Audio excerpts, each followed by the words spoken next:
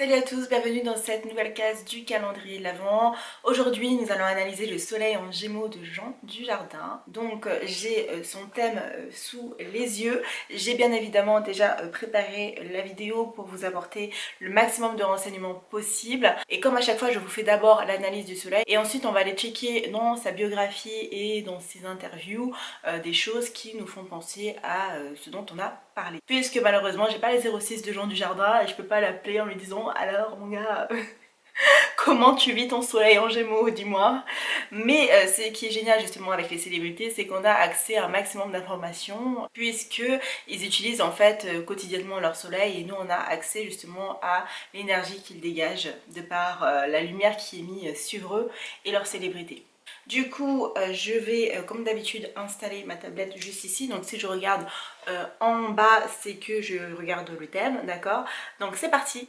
Déjà, si vous avez loupé la vidéo d'hier, je vous invite à aller la regarder puisque je vous explique comment un soleil en Gémeaux peut être vécu en basse ou en haute vibration et je vous donne aussi plein d'astuces et de conseils pour justement activer cette énergie-là en vous. Mais pour résumer, on a vu que l'archétype du Gémeaux, c'était le communicateur, le conteur, celui qui raconte des histoires, c'est le messager, c'est l'étudiant, l'éternel étudiant, le touche-à-tout, c'est le MacGyver, celui qui trouve toujours des solutions à tout. Mais c'est aussi quelqu'un qui sait manier les mots et qui peut aussi avoir beaucoup d'humour. L'énergie du Gémeaux aussi fait preuve d'énormément de curiosité. Tout ce qui est nouveau, il les découvre avec des yeux d'enfant. Donc il y a aussi ce côté très enfantin chez le Gémeaux.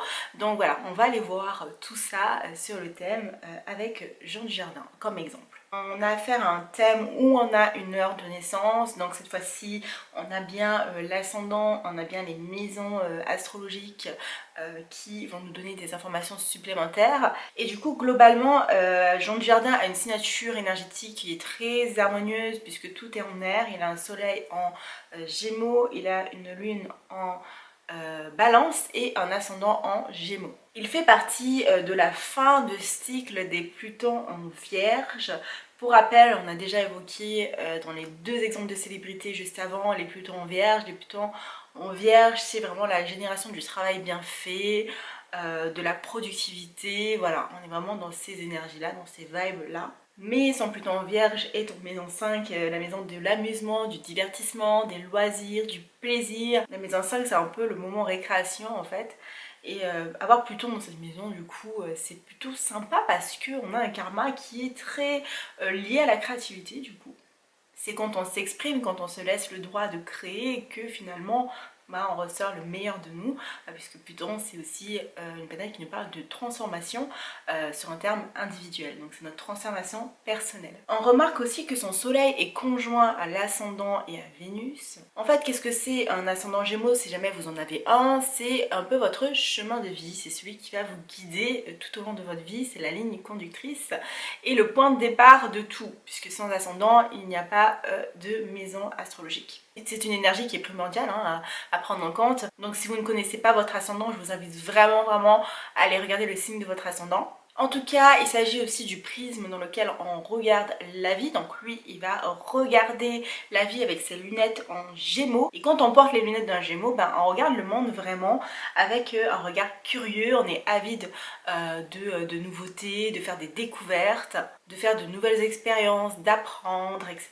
Et on avance en fait quand on fait vraiment briller son enfant intérieur, quand on a un ascendant Gémeaux. Ses plus grands atouts dans sa vie, ça va vraiment être sa vivacité d'esprit et sa curiosité. La meilleure des manières de vivre un ascendant Gémeaux, c'est de laisser libre cours à sa créativité et de mener une vie excitante, palpitante, enrichissante. Donc pour lui, ça devrait être simplifié si je puis dire, puisque finalement il a le même signe en ascendant qu'en soleil, donc c'est une énergie qu'il connaît très bien. Et concrètement, s'il se rate sur cette énergie-là, en fait, ça peut le bloquer sur plein de domaines de sa vie et le bloquer sur des opportunités de vie. Son soleil va aussi avoir un impact dans sa façon de se sentir bien dans son corps, dans sa peau, dans sa chair, de se sentir beau, séducteur, puisque le soleil est conjoint à Vénus, donc c'est quelque chose qu'il doit en fait finalement apprivoiser et qui va l'aider toute sa vie.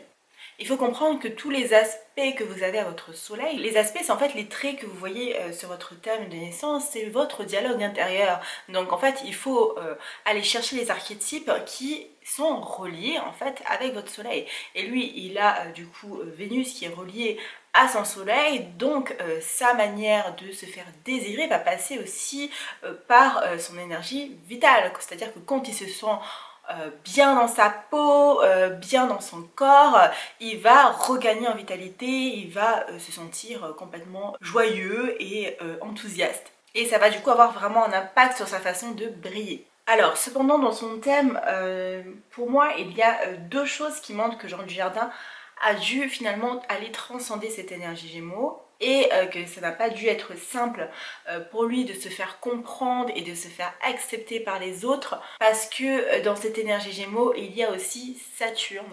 Et Saturne, lui, il est en maison 12, ce qui peut nous faire penser, et ce ne sont que des hypothèses, qu'il a dû passer par des épreuves de la vie. Hein. La maison 12, ça nous enrichit spirituellement parce qu'on a fait face à des choses qui étaient lourdes. Et donc Jean Dujardin, pour en arriver là où il en est aujourd'hui, j'imagine ça a dû lui demander un travail de fond et une transcendance, puisqu'on parle vraiment de la maison 12 aussi, pour arriver à ce stade-là et pour arriver à se décontracter en fait vis-à-vis de cette énergie de bon enfant un peu perturbateur sur les bords qui peut être déstabilisante pour son entourage. Alors que pour lui c'est quelque chose de tout à fait normal puisqu'il voit la vie tel un enfant en fait, il voit la vie avec les lunettes de Gémeaux, n'oublions pas. Donc chaque personne voit la vie d'une certaine façon et pour je sais pas un ascendant Capricorne par exemple de voir un ascendant Gémeaux ça doit être tout drôle en fait puisque finalement il voit pas la vie de la même façon. Le maître du soleil est Mercure et Mercure est en maison 1.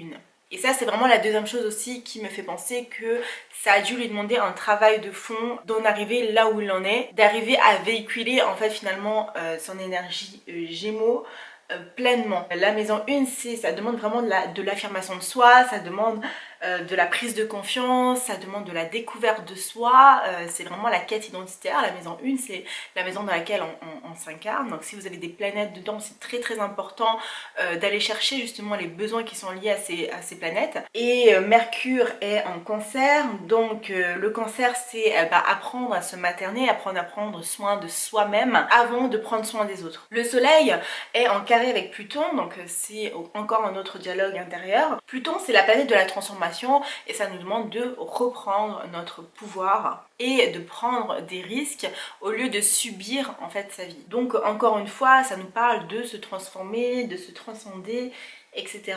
Le soleil fait aussi un trigone à son milieu du ciel en Verseau. Le Verseau c'est se sentir libre d'être qui on est, partager ses idées, promouvoir sa singularité, et il y a aussi cette idée de collectif avec le Verseau, d'engagement social, etc.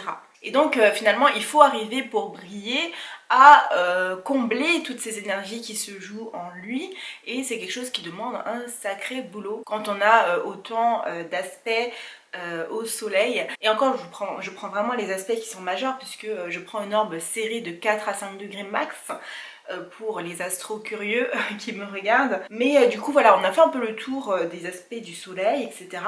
Donc on va aller maintenant checker ce que son Wikipédia nous dit de lui, ce que ses interviews nous disent de lui, pour aller voir justement comment il a utilisé son énergie Gémeaux pour arriver là où il en est aujourd'hui. Du coup j'ai trouvé quelques petites pépites dans ses interviews, surtout parce que sur Wikipédia on n'a pas vraiment beaucoup d'informations.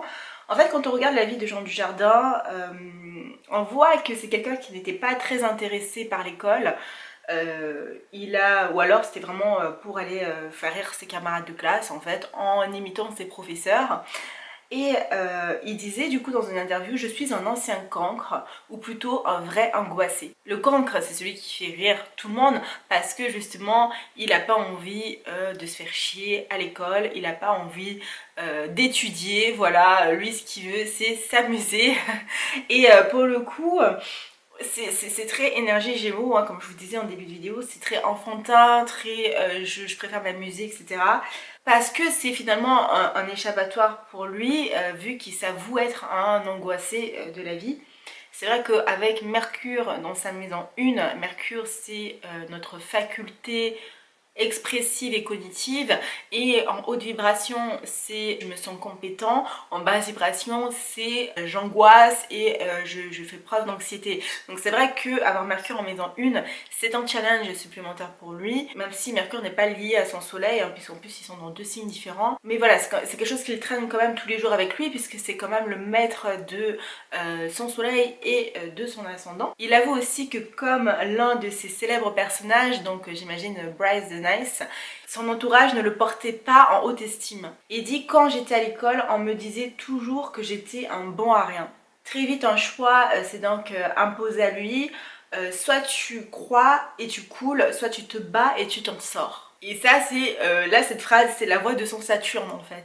Là je vous le dis clairement, c'est la voix de son Saturne, parce que Saturne c'est soit tu suis aveuglement les règles et tu suis ce qu'on te dit, ou soit tu reprends le pouvoir, tu es leader de ta vie et tu établis tes propres règles et tu t'imposes en fait. Et c'est ça en fait, il s'est posé cet ultimatum. Du coup on voit très bien que Jean Dujardin a décidé plutôt de se battre, et apparemment ça n'a pas été tâche facile dans sa jeunesse, puisqu'il avoue avoir vécu une réelle solitude. Il a aussi dit: j'ai aussi vécu l'humiliation, on le retrouve dans Bryce the Nice. Si le personnage passe sa vie à faire des casses et à humilier les autres, c'est parce qu'il est un grand enfant malheureux. C'est aussi pour exposer la cruauté que j'ai vécue à l'école. Et voilà, et c'est en cela que je vous disais que ça n'a pas dû être facile pour lui finalement d'assumer son côté bon enfant et son côté joueur, taquin, toujours à vouloir faire des blagues, etc.